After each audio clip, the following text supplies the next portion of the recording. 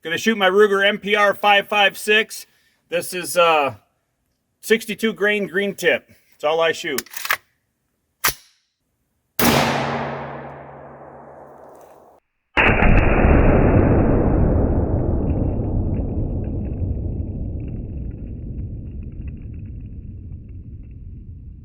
Okay. Woo!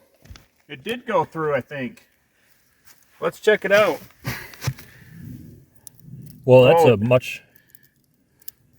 it's a much smaller expansion than like the 9mm did. Oh yeah, look at the chunk it knocked off the back. And this is why I shoot 62 grain green tips at things. Yeah, they don't care. Woo! That's pretty cool. I didn't know if it would go through or not, but it did. Hey, there's the bullet copper stuck on the railroad tie. Oh, right here.